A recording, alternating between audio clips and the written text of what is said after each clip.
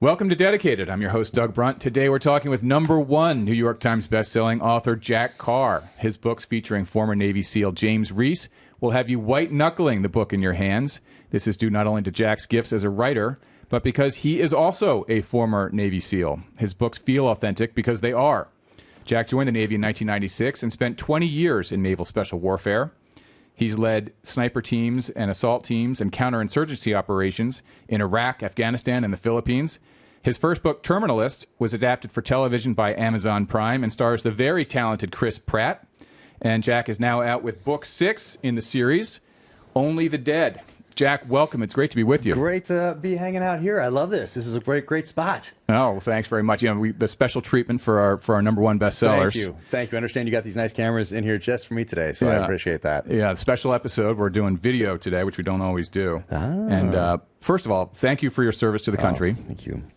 And thank you for these great books. I've been following the book tour on social media, and you were having it looks like the most fun book tour of all time. You're having a blast. They turned into more than signings, it seems like. Last one and this one, into more events. So I did book tours for the first one, the second one, then COVID hit, and so there were two where they were just virtual tours. The last one for In the Blood was the first one where I was back, and the crowds were fairly large. Like out the door, around very the corner, well attended events, that sort of thing. Yeah, and so this one, same thing. It got even, the crowds got even larger, and so they felt more like not a signing and just a little talk and shaking some hands and that sort of a thing, but like an event. There was just this amazing energy, and for me, I'm just so humbled by it all because I love writing. I've loved reading and writing since I was a little kid. I knew that I wanted to be a SEAL from a very early age. Same thing with a writer, and to be able to follow my passion. So mission is taking care of my family. My passion is writing. To put those together and have a purpose going forward in life, I mean, it's incredible, and I'm just so humbled that so many people show up and that the character is resonating with them enough to turn these signings into events, and everybody's having a great time. That's amazing. Well, we'll keep the fun rolling in here. Nice. You told me to pick the whiskey, so I've got Michter's rye here. Nice. It's my favorite rye. Wonderful. So we'll get that started. Yeah, we were just talking about rye. You asked me my favorite, and thus far, I really like that Rendezvous rye from High West. It's local in Park City, where we're from, but that's been my favorite for not a few years now. But I actually have a whiskey with ice. Do you do it? I'll with do it with ice. ice. Yeah, one ice would be fantastic. But I have a whiskey from Hooten Young now. Yeah, I got to hear more about your own brand of whiskey. Yeah. So Norm Hooten is a Delta Force operator. People might remember him from Black Hawk Down. He was played by the actor Eric Bana. And when he got out of that unit, nice. Thank you, sir. Cheers. Amazing. Great to meet you. Great to meet you. Man, that's amazing. Texas drinking team. Nice. Yeah, these are some glasses we picked up along the way. I like it. But he started a whiskey company and has some really great whiskey, some great cigars as well. Yeah. And I put them in the show because I wanted to help support veteran-owned companies. And so in the TV show with Chris Pratt, in the first episode, he's drinking with a buddy at a base, and on the bar is Hooten Young whiskey. And then later on, for people paying attention, I put it in the email address. So in the show, this email address, and it's Hooten Young at Proton Mail, because he needs to get in touch with a reporter. And for her, that's when they met. He was drinking that Hooten Young, so she'd know it was him. So for people that are really paying attention, it's in there. But now we have the collaboration, the Jack Carr and Hooten Young collaboration on this whiskey, and it's delicious. And can we find it on your website? It is on the website, and it's on the merch side of the house. And because it's whiskey, it takes you to some other place, all sorts of laws about how you can sell that sort of thing. So it goes to a third-party site for the specific to make the specific purchase. But yeah, it's out there, and it's delicious. All right. Well, that's the next whiskey. It's going to fuel. Thank you. Yeah. Oh my gosh, I'm going to send you guys a bottle. All right, I'm in. So I read you were raised in Northern California, and that your mom was a librarian, which makes you the second writer in a row with that background. Really? Joe Nesbo was in last week. His mother was a librarian. This must be like the secret sauce for becoming a #1 bestseller. Well, it doesn't hurt, especially if they make it. But both my parents really made reading a natural part of our life. It wasn't something that was forced on us. It was just something that was done, just like sitting down for dinner or whatever else. But that instilled a natural love of reading. I think of also history, because there's so much history woven into stories, both non and fictional. So I just had that from a very early age. I guess that was in my blood, as was service. My grandfather was killed in World War II near the end of the war in May of 1945, and he was a Corsair pilot. So those were the planes that had the wings that would fold up like that, so you could fit them on aircraft carriers. Yeah. And back in the late 70s, early 80s, there was a show on TV called Black Sheep Squadron, starring Robert Conrad as Pappy Boynton, who was a Medal of Honor recipient from World War II, who flew that same aircraft as my grandfather. So my dad, without Facebook and those sorts of things, you couldn't really connect to people who, let's say, had been in your father's squadron. You couldn't really track them down to find out a little bit more about your father or anything like that. So our connection with that generation was really through popular culture, meaning that show, other World War II movies. Yeah. So I knew that I was going to serve from a very early age. And then I found out about SEALs when I was age 7. Yeah. And I started reading these thrillers by authors like Nelson DeMille and David Morrell and A.J. Quinnell and J.C. Pollock and Mark Olden and Stephen Hunter and Louis L'Amour.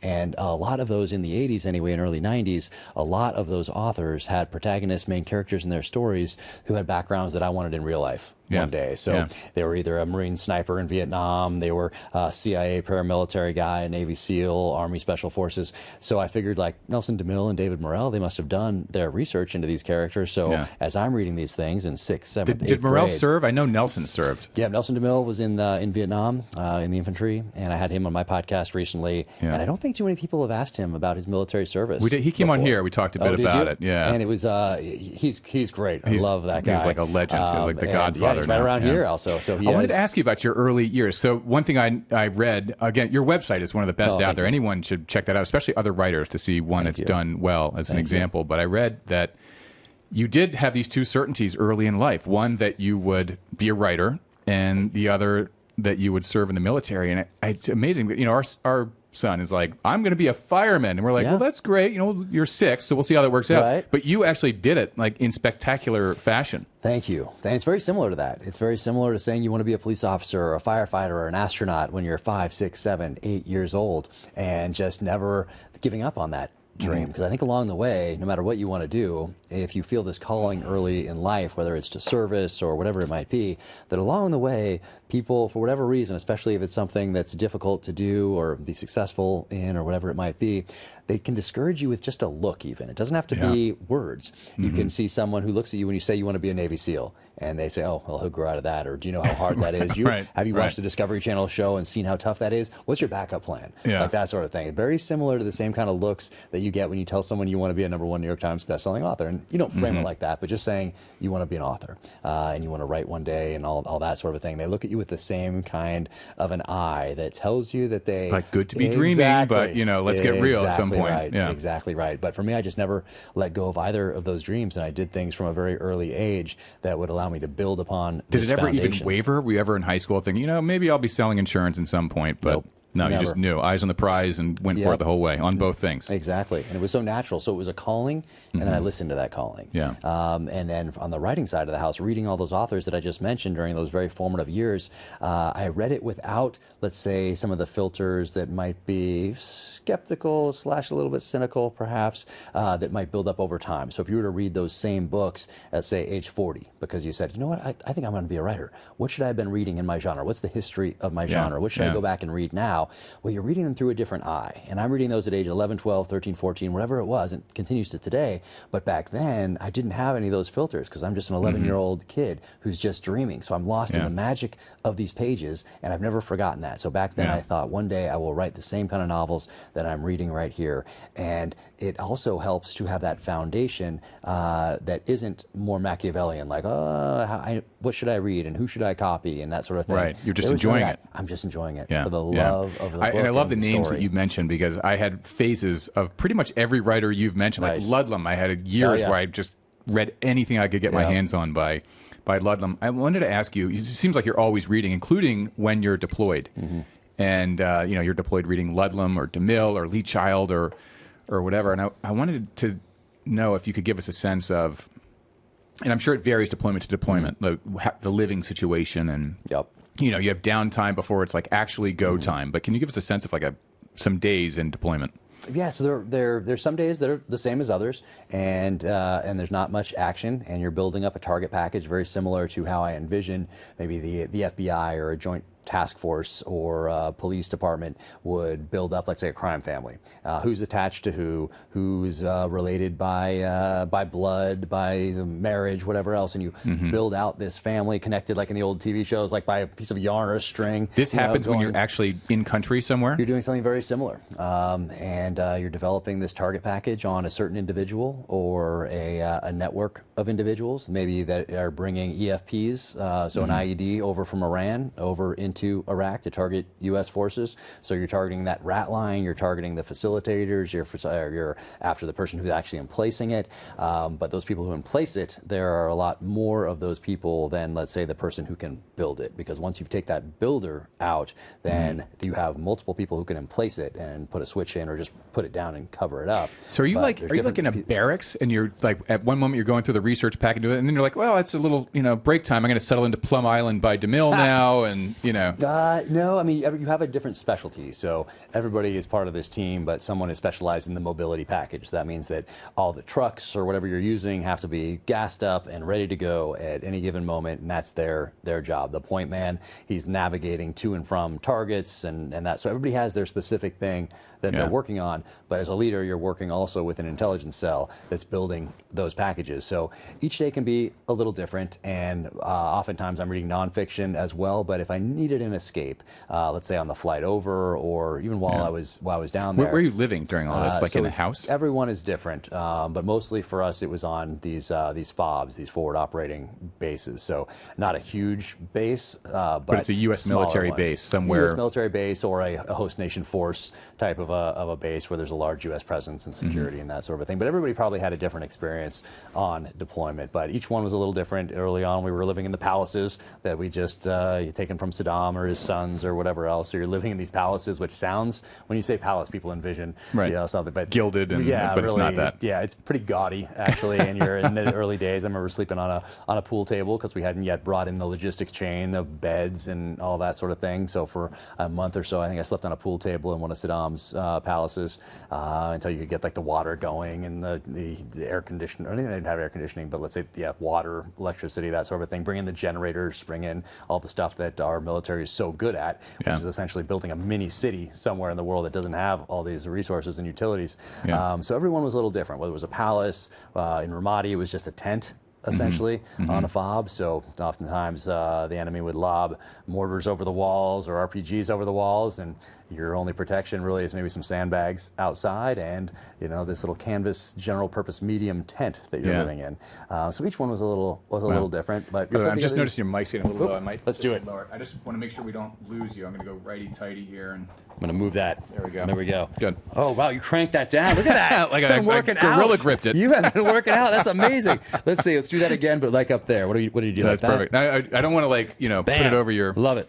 Over your face. At first, I'm like, he's like, I'm blocking my face. Like, he really knows what he's doing. He's got it at the perfect level. And then it was slowly dropping and dropping. Yeah, there we go. I think hopefully we're good. But yeah, each one was a little different as far as living conditions. But on each one, I would always have my professional reading, and then something, if I needed an escape, it wasn't video games for me, it wasn't movies for me, it was a book. How about keeping a journal? Like, knowing that you were going to be a writer, did you keep a diary, a journal of things or observations that you thought, I'm going to use this later in a book of my own? No, and so many people told me along the way that older people said, hey, I wish I had kept a journal when I was young. People hear that all the time. And I always thought I was too busy for that. So my escape was just reading a couple chapters in a book. But I always had professional reading, and then I had my one little escape for whatever little amount of time it was, just to dive into those. But I wasn't taking notes on, hey, in the future, this is going to be what I write about. This would be a good thing to write about. Not at all. Plus, they probably wouldn't let you leave country with it. It'd be all this classified information that you're jotting well, down. You'd be surprised. Maybe we can ask General Petraeus about that, those journals and notebooks. But I always did wonder about that. I'd see people taking notes in some books. I'm like, where's that going to end up one day? Yeah. That's just how it goes. But I didn't do that. It's like that Operation Mincemeat story that you probably know from World War II. Oh, yeah, exactly. That got basically outed from British intelligence because somebody wrote a novel who knew about it. And they're like, the novel was so exact, they had to publish the true story. There it is. But I thought of all the SEAL part of my life and then the writing part of my life, I thought they would be distinctly different. And when you're in the SEAL teams or in the military in general, or at least just from my perspective, that pendulum had to be on the side of the team, because that's what you owe the guys you're taking downrange. That's what you owe their families. That's what you owe the country, the mission, the team. And so every single waking second, and probably every second I was sleeping as well, was focused on being a better leader and a better operator than I was the day before. And that was the sole focus to be. So I wanted to make sure that I left nothing on the table, so that when I was downrange and I'm making decisions under fire, and if something went sideways, I wouldn't regret not having put the time in earlier. So my wife knew that pendulum is on the side of the team. And for us, she understood that. So I got very fortunate in that respect. And that's just how it has to be, I think, in special operations, or it just has to be that way. Not to draw an equivalency between that and sports, but I feel like that is Tom Brady's advantage, because he's the most prepared guy. He's not the most talented. He's not the most athletic, but nobody's out preparing that guy. Yeah. And so when the chips are down, it's not like he plays better. It's that he's still relaxed. He's like, I've done everything I can do. I'm prepared. Everyone else plays worse, and he just plays the same. You know, and it's that preparation. Absolutely everything. So from putting time in on the range and in field training exercises and all these things, and studying the enemy, studying that nonfiction, studying warfare, insurgencies, counterinsurgencies, terrorism, and then building on the experiences you've had in the past, studying what's coming back from downrange, because the enemy's always adapting to us. We're always adapting to the enemy, and typically who does it faster is going to end up victorious on the battlefield. So for me, having all of that, all those inputs, studying those things, having that be my sole focus, was because I wanted to be that leader downrange and that operator downrange that was as prepared as I could possibly be.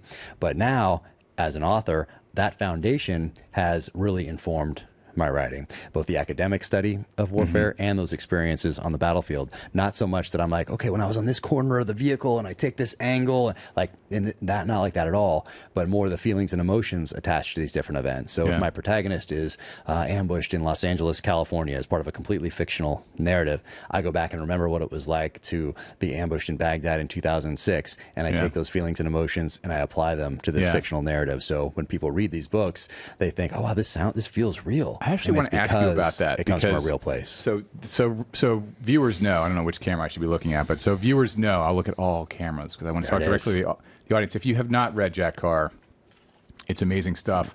And I want to read a couple lines from the preface of Only the Dead, because it's essentially a letter to your readers, personal letter to your readers. And there are just a couple lines in here that I want to read because they're powerful. Jack writes, I don't interview snipers, ask them what it was like to press the trigger in combat, and then try to describe it on the page. Nor do I talk with operators who were once trapped in an ambush in Baghdad in an attempt to pull from them how they felt and reacted in the moment. Rather, I remember. And I wanted to ask you that because I always do a segment on process, and I think that letter to your readers speaks a little bit to process, and that is so good.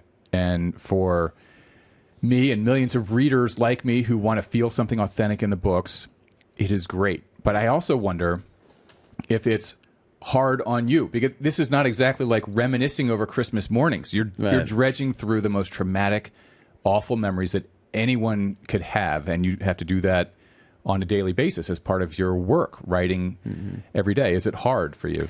You know, I didn't think of it in the lead up to writing that first book. I thought I'll get the sniper stuff right. If I don't know something about an aircraft or a weapon system, I know who to call, or I know who to call who can put me in touch with a pilot or something like that. So I'll get that stuff right. The technical stuff I'll get right. And even through when I came up with a title, when I came up with a theme, my one-page executive summary, my outline, still didn't think about how personal it was going to be. And then when I wrote the first sentence, very quickly, it was obvious that this is going to be a much more personal writing experience than I anticipated in the lead up to writing that first sentence. And it's remained that way with all the books to date. But it's not hard because it's, one, I got very fortunate downrange, and things, for whatever reason, things can go sideways. Even if you do all the quote unquote right things and make all the right decisions, the enemy still gets a vote, and things can go sideways in a heartbeat, and you can think about that for the rest of your life. Just like if you stumble into something and make all the wrong decisions, if you were in a nice air-conditioned space and working through something as far as like a game or a sand table, and you're working through lessons from the battlefield or whatever else and testing, let's say, students on what you would do in this certain situation, you could do all the right things downrange. or the wrong things, and it could go right. And it could work. Yeah. And so you just don't know. So whatever reason, I feel very fortunate that the decisions I made under fire happened to work out. Thank goodness. But it's still very on a personal. daily basis, you get in there to write. I don't know if you write for a few hours or you write a few thousand words or whatever it is. When you get in there in the mornings or afternoons, well, I have some process questions I want to ask you. But when you do it, is it like, oh, I've got to like dredge through that stuff again? And Nope. I feel so fortunate to be on this side of it and to have done what I wanted to do as a kid and being afforded that opportunity and to have made it through Buds and to be in this position when we were called to go to war after September 11th. I mean, I still had one deployment before September 11th, and then after September 11th, I was in Guam. I was in my second week of my second deployment, and then it was just go from them. So to be in that place when the country called, I felt like it was an honor to be in that position and have to have prepared the way I did, and then to continue to prepare and build on that foundation throughout my entire time in the military. But a lot of those things that I think about also aren't just related to pressing the trigger as a sniper or being in an ambush or driving up to, let's say, a house or a compound to make that hit or whatever it might be. Some of it's like coming home and what it's like to come home to a family you haven't seen in 6 months. So in that first book, I describe my protagonist, James Reese, coming home, and he's thinking about it because he's on his way home, so he's thinking about a previous homecoming. And I went back to one of these homecomings and remember seeing my wife and daughter waiting up for me on the couch, and I got home at kind of later at night, and she was staying up late just to wait for me, and I could see them through the stained glass window. And so I went back to that, and I incorporated that into the novel, what it felt like to walk up. You were just mentioning before we got started, your daughter is 17, I think, right? So, and what year did you leave the service? 2016. Oh, so she was actually 10, I guess. Yep. Right? Yep, exactly. Yeah, so so she had, of all my deployments, I think she was alive for 3, our second one was 2, and our youngest was around for 1. So he doesn't remember too much of that life, but she does, and she remembers me leaving and coming home, and it was impactful to her, and I think it kind of made her a very more studious, in a way, more appreciative, I think, of other families that have made the ultimate sacrifice. And I think she feels lucky that I came home. And then we got to do some amazing things over the last 2 years with the Best Defense Foundation. And we got to go back to Pearl Harbor for the 80th anniversary commemoration events and bring veterans of World War II back to Pearl Harbor. And she's the youngest person they ever allowed to do it because it's Donnie Edwards Foundation, who played in the NFL, an amazing guy. And he started this foundation because his grandfather was on Pearl Harbor. And we went back there. And so she's sitting at table having dinner with these guys, and they're telling her these stories, and she's not on a phone. She is sitting there, and she feels this connection with that generation because of that, and it was life-changing. And then we went up to Normandy this time last year. We're going to Normandy in a couple weeks. Amazing. If you go to Normandy in June, every American should go there. I've never seen more American flags anywhere in this, to include in this country. We need to do more of this for our kids. So we're going to Normandy in June. Amazing. And I actually just learned that this will be the first year, it's obviously those veterans are getting older. This is the first year there won't be an American veteran at Normandy who was a member of the Ooh, I don't know if that's. I'm gonna check on that because my daughter was on the beach on Omaha Beach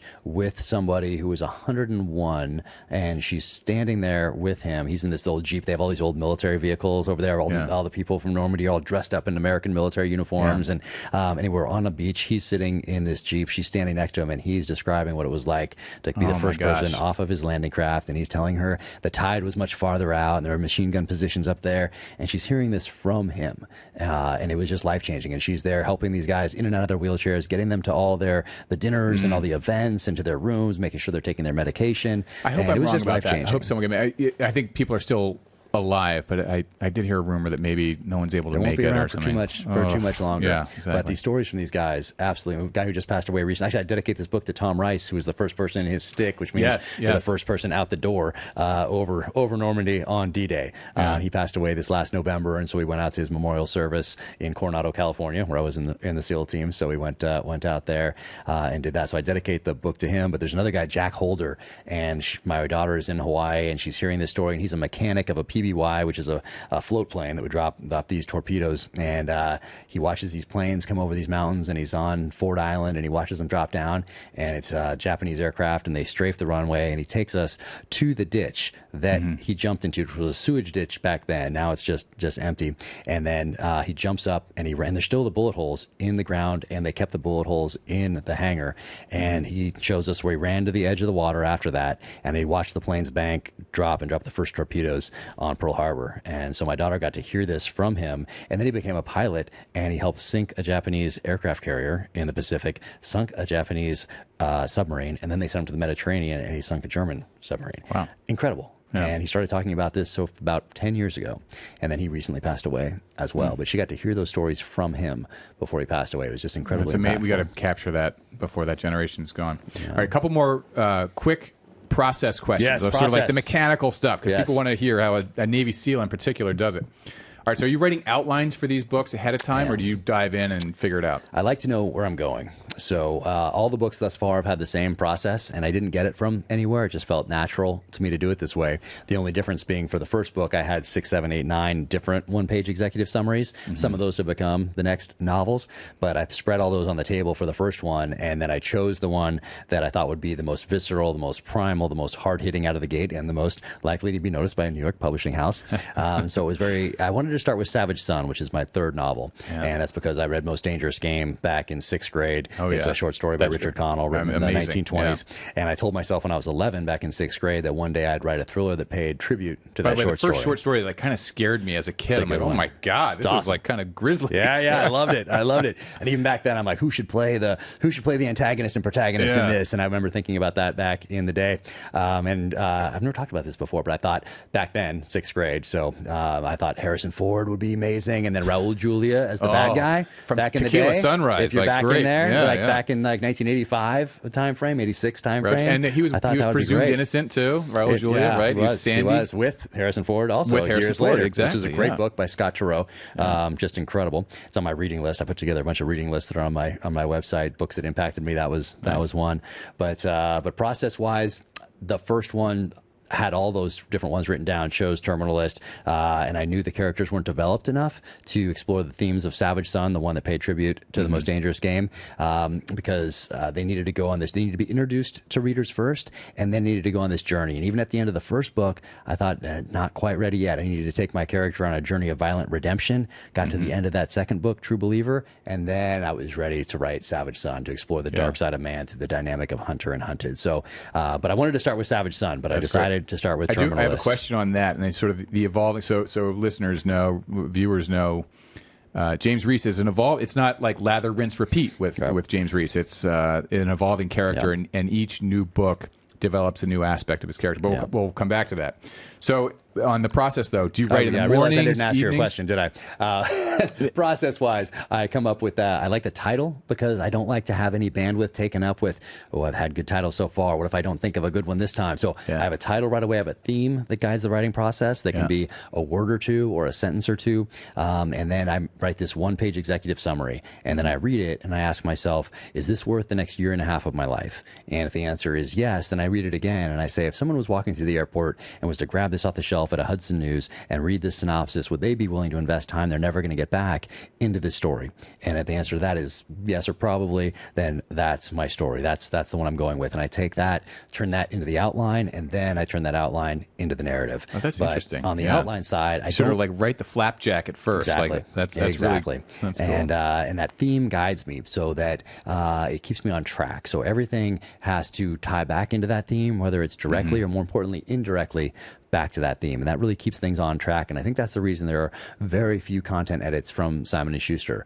The ones I get are, hey, maybe describe this person a little more for people who haven't read the previous novels, or hey, describe this a little more for somebody who wasn't in the military. But there's no big content edit type of swings, and I think that's because I have thought through that theme, and it's right there. I put it on a yellow sticky, and it's right there on my computer as I'm writing away. And this computer, I have one computer for each book. I get a new computer every time. that's not for any business stuff. It's only for the writing, which might not be the most cost-effective way to do things, but I find it to be very helpful to have to just kind of clear the plate. And now I'm working on this next novel. So, but on the outline side of the house, as far as process goes, I don't get stuck if I can't figure something out in that outline. I don't spend a week trying to figure this out or saying, oh, the reader's never going to go along with me on this, or how's he ever going to get out of this situation? Nope. I just put a bunch of X's there, knowing that I have a year to figure this out. Right. And I'm not on the battlefield. I'm still solving problems. I'm still aggressively and creatively solving problems on the page the way I used to on the battlefield, but I have more time now. And if I mess it up, I can sleep on it. I can come back. I can edit. I can make it something that's okay, great, or as good as I can get it.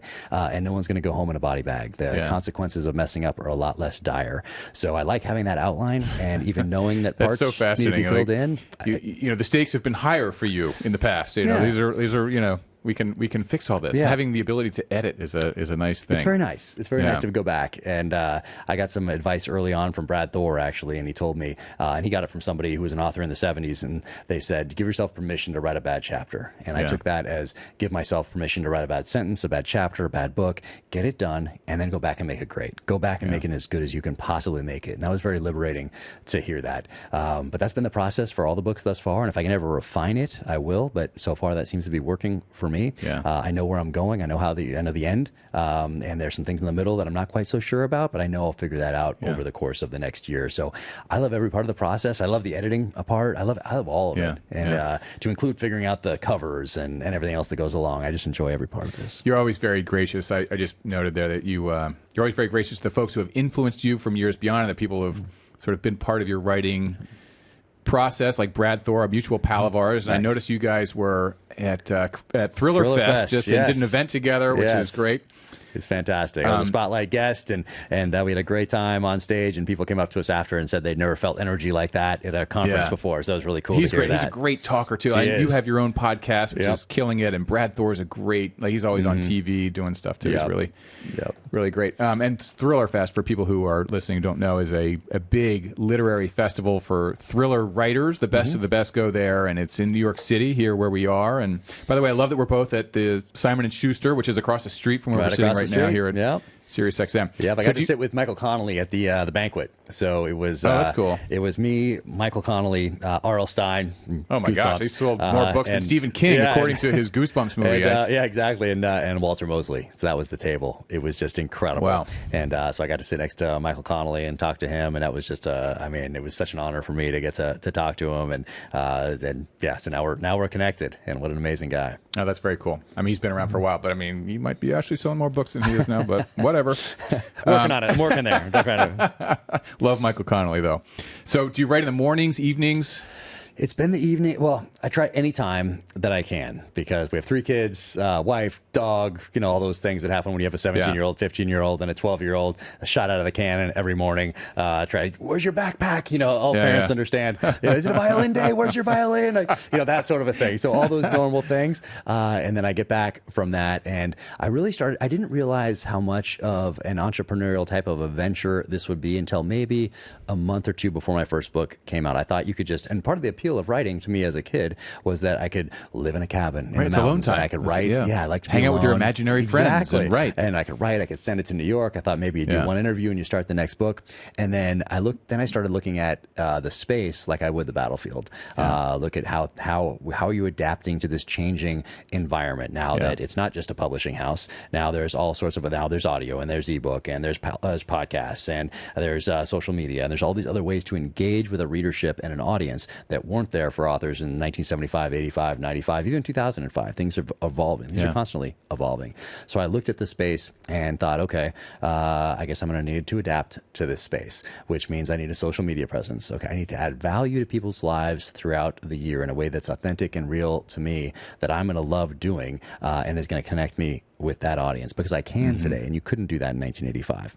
So hence all the social media platforms, hence the podcast, hence the reading list, hence the merch, and all those things that all have to be at the same quality as the book. The product has to be the best it can possibly be. And I thought back to what if I was making a computer in 1977 in my garage? I can have the best computer possible, but I have to let people know that it's there. Yeah. And how do you do that in a way that's appropriate and adds value to their lives as well? So so then I kind of switch gears. Well, listening to you, it's no surprise you have an amazing website and a huge social, but you also have the benefit of being like a charismatic guy who's a great talker, and you know, so you can sort of hit all the Yeah, all the angles I think on I had it. to learn to be more extroverted in the SEAL teams in order to essentially be lead. heard. Yeah, to lead and be heard. So that was kind of a learned thing. I think I'm much Were more you not comfortable. an outgoing guy in high I school? was outgoing in that I was, athletic and all those, but I also like to be alone and read. Yeah. And I loved being with those books. And so that was probably my favorite thing to do. Yeah.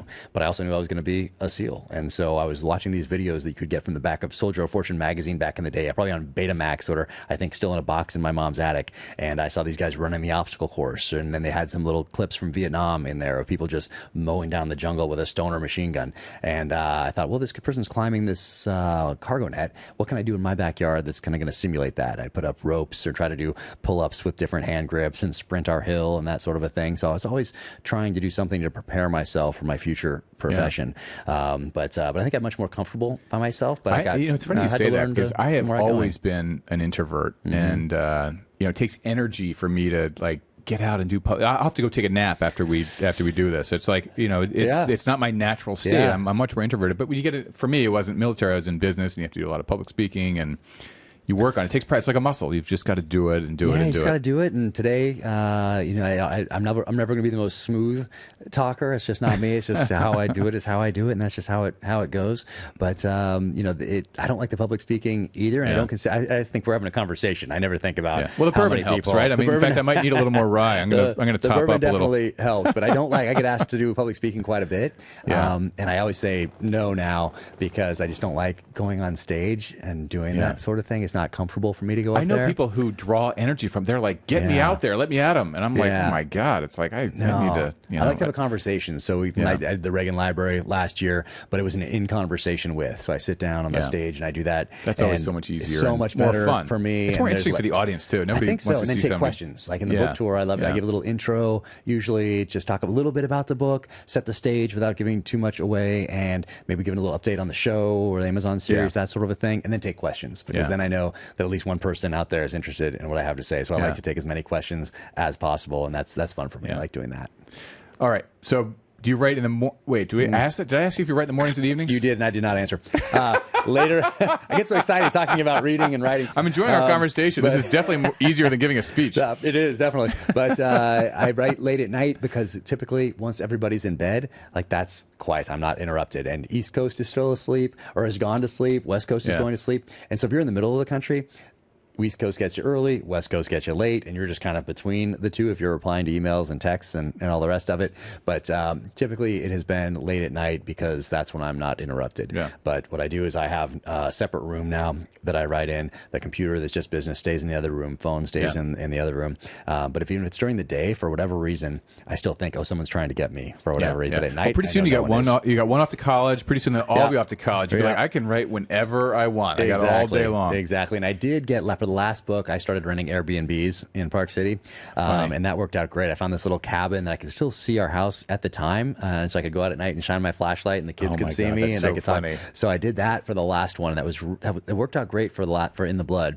And I thought I would do that this time, and then I got there. We rented the same place, and I got there, and it just didn't feel right for whatever reason. And I thought about all these interruptions that I'm always thinking about when it comes to writing. I'm going to miss those in a few years, and so I'm going to embrace those. And it might push my deadline a little bit, or maybe a lot, but what I'm going to do is I'm going to embrace those because I know I'll miss them eventually, and so I did. So I went back to the house, and it worked out. I'm a lot more tired. Some interruptions, but not too many. Yeah, you just got to take it. You just got to. I don't want my kids' memories of me to be like, he was always telling me I'm writing or anything like that. So if anybody ever interrupts me, it's always open arms and a hug, and that's just how it is right now because eventually I know they won't be there. How about coffee or like a glass of wine or a glass of whiskey? Would you write in with any of those? Coffee in the morning, bourbon at night. You don't want to reverse those. Would you write after bourbon?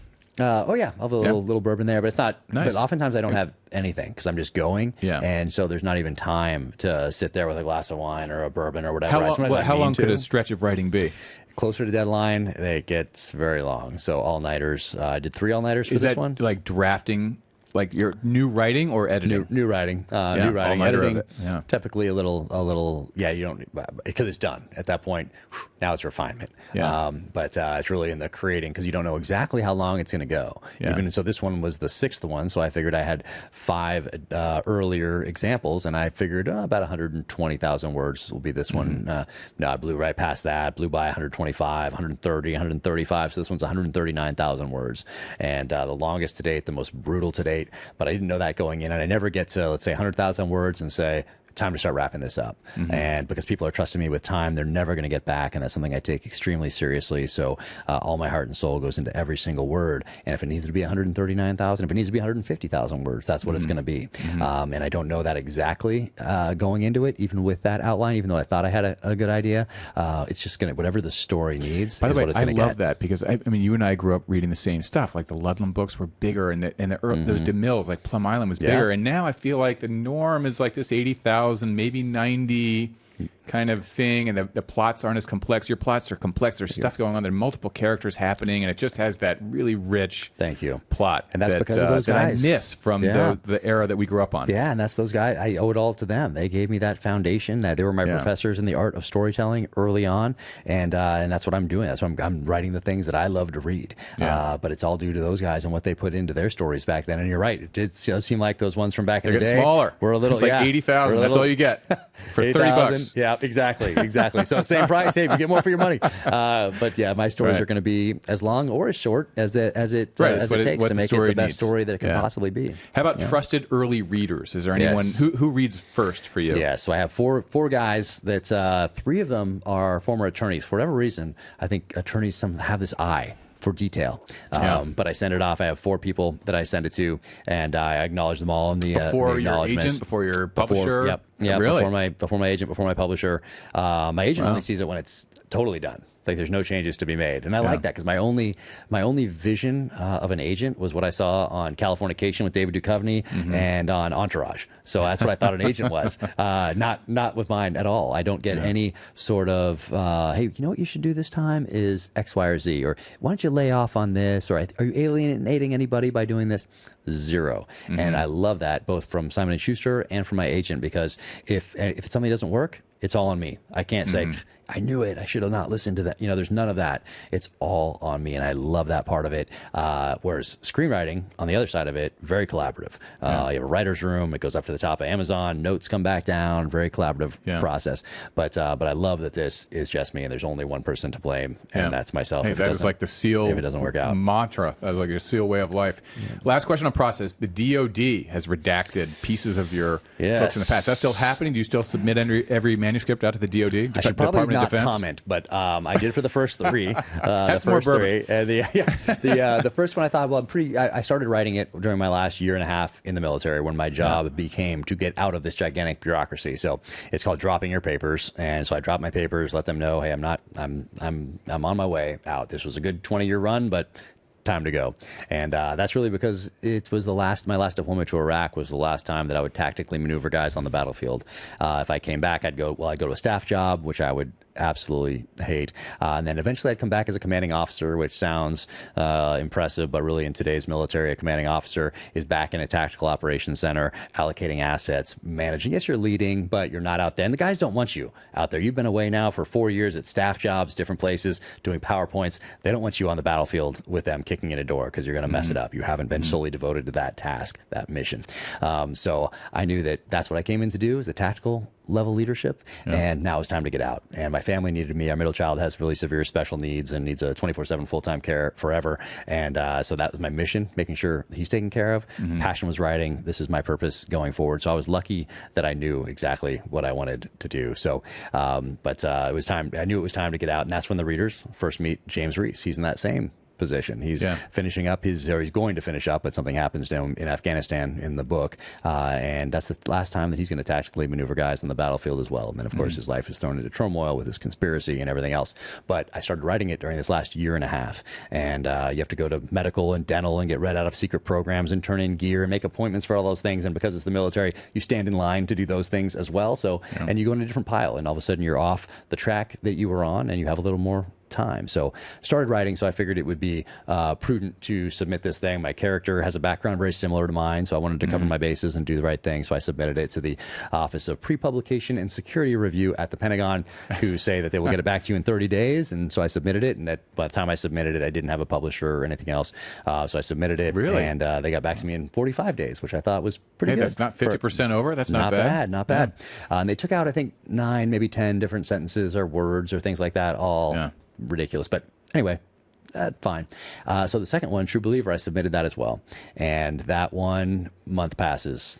2 months, 3 months, 4 months, 5 months, 6 months. Did you feel like you had pushed the boundaries more with that one in terms of what was in there? No, not at all. I don't know what changed, but it took a lot. Maybe they were getting more input from other authors or something like that. But anyway, it took so long. This is all stuff that would go to methods of combat, like that they were worried about, or that's the idea. They were supposed to redact things that go to methods. Sources and methods, the CIA would say. But it's pretty ridiculous what they take out. It's all very obvious if you just, I just redacted it in the text. And I don't think, I'd seen nonfiction books do that before. I'd never seen it in a work of fiction. So I just kept the redactions in there, which also makes it very easy to figure out what it is by context. It's kind of like if you don't really know what a word is or know historical event, but it's in there, you can figure it out kind of by context of the sentence, of the paragraph, of the chapter. So I just left him in there. So submitted that second one. They took out 54, I want to say 54 things. So a lot more than the first one for some reason. But now I have attorneys at this point. So now I have them tie each and every one of those redactions to a publicly available government document. So not something that's out there on Wikipedia or that's out there in someone else's book or anything like that, but things that anyone anywhere in the world can get from our own government, from our government websites out there. You're so already putting this out there. Exactly. So I tied each and every one of those, or the attorneys tied each and every one of those to a publicly available government document. You can appeal. You have a certain amount of time you can appeal these things. So they submitted it during the correct time, sent it in, and we won on 37 of those 54. So what I did was, in the paperback, I unredacted those things so people can compare the hardcover to the paperback and see what the government was so worried about. One being a location in Morocco. And for me, I'd been to Morocco before my time in the military. I remembered being in Marrakesh. I remember the sights and the sounds and the smells, and I really loved it. I really connected with Morocco for some reason. And it made sense for my character to go there geographically because of the storyline.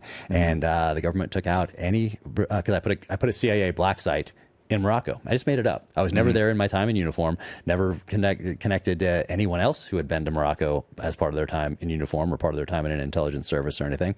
But I put a CIA black site there, and they took out every mention of Morocco, Atlas Mountains, Moorish architecture, and then I ended up winning that on appeal. So I unredacted it. And so now people can see, there must be, what does it tell you? It tells you that there probably is some sort of a CIA site in Morocco. Right. But if they hadn't done that, so now it's exactly. So now they basically I'm put like, a big you guys are red idiots. circle around the whole thing. It's not a nice thing to say. It's not a nice thing to say. I take it back. Let's edit it. But so I unredacted. So then I did the same thing with the third novel. And did the same thing. Had some. And now redactions. they're leaving you alone. They're like, this guy's he's gotten too big. Well, we can't take him on anymore. I tied them to publicly available government documents again. Their redactions in that third one. But then they said they wouldn't let me appeal, even though it was submitted well ahead of time. And I took that as them telling me, hey, kid, we have some serious nonfiction stuff to deal with here. Quit bothering us with your fiction. So I don't do it going forward. And plus, there's been enough time, I think, that has elapsed. And these last few books, I haven't, any of the research that I've done has been post-military. So for The Devil's Hand, it was all into bioweapons research, or what they call biodefense research, to get around certain conventions that we signed on to in the 70s. So I went deep down the rabbit hole on that. And for the last one, I went deep down the rabbit hole on quantum computing and artificial intelligence from the intelligence and military side of the house. But it was all through interviews. It was like investigative journalism. All stuff that I learned post-military, which they cannot redact if you learn something that's not attached to your time in uniform. Exactly. But I didn't want to give them the opportunity either. So, and plus you can't stay on the 1 year timeline if they're taking 7-8 months with these things. Crazy. So 30 days. That's so I don't no longer, anymore, and they're probably on the way here right now. So thanks, guys. So the other thing you include in your books a lot is cinema and art that you and I grew up on. And so I as I was reading Only the Dead, there were two examples I wanted to mention to you. Because you're very gracious in acknowledging your influences, whether it's Ludlum or people, present day, like Brad Thor, for example. But Vince Flynn, huge one. Vince Flynn, great. Term Limits was oh my gosh, Term Limits is a fascinating. Ironically, that's not it's only non-Mitch Rapp book, is term limits. But So as I was reading Only the Dead, I came across a couple lines I just wanted to run by you here. One was that I think I may have recognized from some cinema that I love. One was the character says, "I'm going to fucking kill the both of you." Oh, and I'm yeah. like, there's Martin Riggs. Nice, there it is. Right? Lethal Weapon. And then like a couple paragraphs Don't give all these down, away. Don't give all these away. Well, just one more, which won't give away too much of the plot, but No Way You Live. That's I'm like, it. well, there's Roger Murtaugh. Yeah, I right? had to throw a little in there. So Okay, good. From the show, I had a cameo in the Terminal List, and it's in episode 3. In the beginning, I play an assassin that gets in a gunfight with Chris Pratt, and there's first he backs his Land Cruiser, which is very similar to my Land Cruiser, and actually is my Land Cruiser now because I got the one from the set. But little car crash and gets out, and then there's a gunfight. And I wanted to do the car crash because I'm the assassin in the trail vehicle here, and he hits it, gets out, and we have the gunfight. But they wouldn't let me do it. And after I saw it, I was glad that they didn't let me do it because it actually, in real life, looked a lot worse than it looked on film. It looked like kind of a fender bender on film, and I thought it was going to be a fender bender. But the person who doubled me in there doubled Martin Riggs as he's handcuffed to somebody as in the first Lethal Weapon when he jumps off the building under the puffy thing. Mick right? Rogers, and he's a famous, legendary Hollywood stuntman. So he got to double me, and then I got to talk to him and get a picture with him and talk to him about that experience. And it's like a boy's dream come it was true. amazing. Like, he's doubled Mel Gibson in a bunch of feel. different films, but to know that he's the guy that did that I was watching as a kid. Oh my God, so, that's crazy. So anyway, I put a couple Lethal Weapon lines in there as a little nod to I love that. Like it's a little nod to the stuff that we love. Yeah. There's another one. This is a little bit more serious that I wanted to ask you about. First Blood, David Morrell, the book, and the movie with Stallone and Rambo. So I had our kids watch. We have a 13-year-old, and we watched it, and it was interesting to me to watch it with them because at that age, and even like much older, they view it as like a Stallone shoot 'em up action film.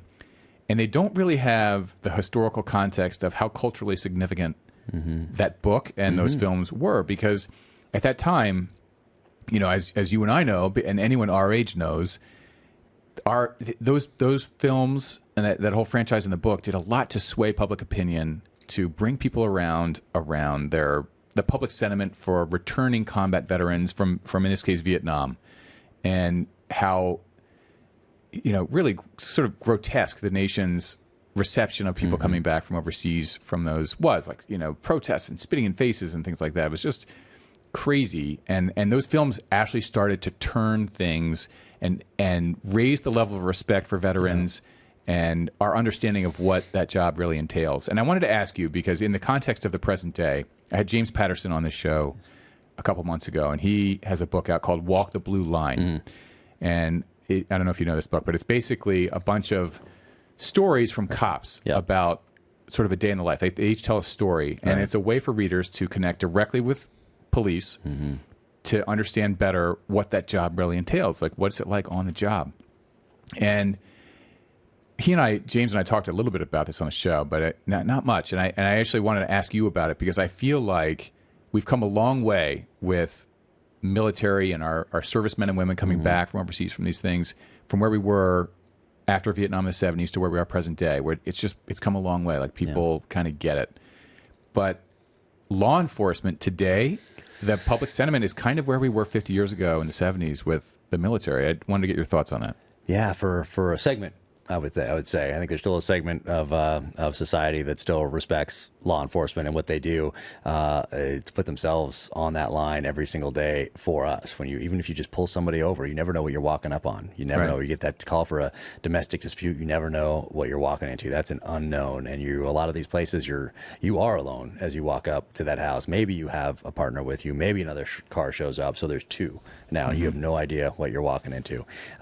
So there's definitely a correlation there, I think, but it all goes back to respect. And I think in the military side of the house, specifically because of Vietnam, people today can make that differentiation between the person who signs up to serve their country and what's being asked of them by their elected representatives, and them going downrange and doing this job. In Vietnam, there wasn't really that distinction. They were all lumped together, and Vietnam was that person who went there. And when you came home, that's who you could take your anger out on. Very different post-September 11th, even though it was a 20-year conflict that we were engaged in. When people came back, I think those lessons of Vietnam, those people who did treat veterans in that way, and those veterans who experienced that, well, now, all these years later, I think both have learned from what happened. And so it's a different coming home experience for this generation.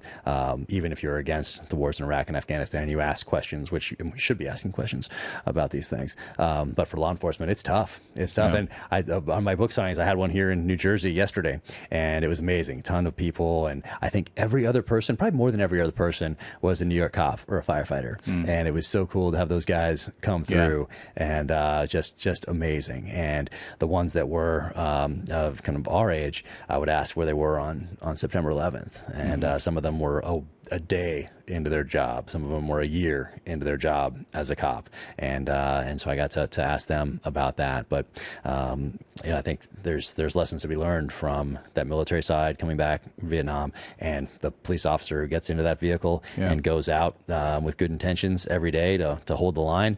And I would hope that maybe a segment that is quote unquote against law enforcement can may not take it out on the police can appreciate officer. they're putting their lives on the line. Yeah. So we're a little tight on time, but I want to raise one thing before we get into the lightning round, which is it is amazing to see how well so many former SEALs are thriving out there. You're crushing it. Back at home, we give our kids these protein shakes. So we have the Jocko Willink, Nice. protein powder, and our youngest is reading a children's book by Jocko. The Way of the Warrior Kid. Yes. I mean, that guy, by the way, he's so fierce looking, like the brow and the jaw and the shaved head. I'm we're thinking, friends, and I'm holy intimidated crap, by him like every time he talks to me. Yeah. Like if I had you over for dinner, I'd be like, honey, Hey, this is go. Jack. Like he sells insurance. Like I could Sure. make that believable. Like Yeah, he's kind of a badass, but he's a Jocko. Is like there's no convincing anyone of that. Oh, that no. guy is you know like exactly what he did without unbelievable. knowing anything about his Oh, my background. But it's such an amazing guy, and he's so cool. He reads a part of the books in that voice every time now, and he's done it the last 3 books. And this one, he reads a letter from James Reese's dad, Tom Reese, Vietnam, and Jocko reads it with that black and white video. And so he's done that the last few times, and I'm sincerely grateful to him for that. We've shown a couple of his videos to our kids, and he, one of the things that he says is like, a warrior doesn't lose his cool, doesn't lose his temper. He stays focused. And like my wife she's so smart, and she's much more like you and Jocko. Like if some BS happens, she's like, noted, got it. And when the time is right, I am going to come for you, and I'm going to take you down. Whereas I'm on the other hand, I'm like, I lose my mind. I'm like, we're going to kill him right now. Really? But her way is so much more effective. Just Like your bide way your is so much time, more think effective. it through. Stay composed. Stay composed. Is that composure something you've always had, or is that like and got you through SEAL training, or is it something you acquired? I don't think so. I think it was just always there from the reading, probably, and knowing the importance of history and studying issues before making a snap judgment to avoid being manipulated by other entities, perhaps.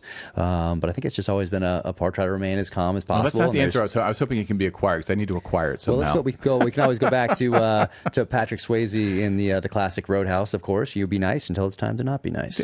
Be nice. So it's good. That's wise, sage advice. I would say sage advice. That's good. The Sam Elliott. That's a classic. So Everyone's great. They're remaking it. Do you know that? They're remaking it. Yeah. Starring who? I think Jake Gyllenhaal. I believe. As Swayze. As yes, right. as Dalton. Be nice until it's time not to be nice. All right, the lightning round. We got Oh, lightning round. All right. So, favorite book as a kid? Ooh, gosh, there were so many. I'm gonna have to go a few. I'm gonna have to go Brotherhood of the Rose by David Morrell. I'm gonna have to go Last of the Breed by Louis L'Amour.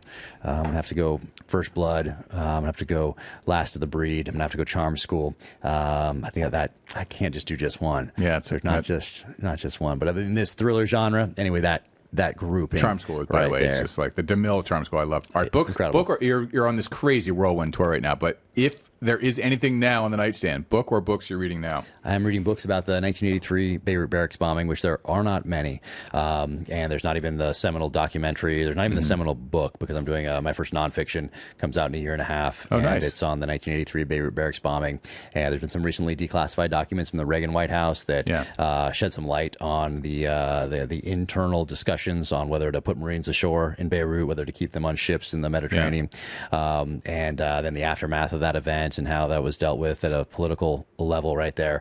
So I'm reading books on that right now, Beirut, that time frame right there, and that comes out in a year and a half under my new Targeted series, which is going to focus on a different I can't wait to read some terrorist nonfiction event. by you. All right, so in your professional opinion, Alien v. Predator, who wins? I got to go Predator.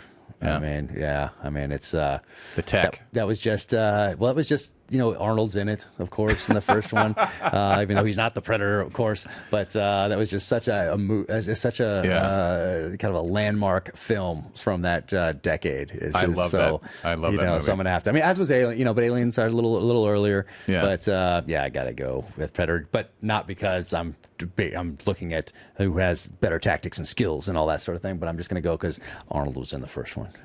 Arnold. Well, the governor. What could you do? So, same question.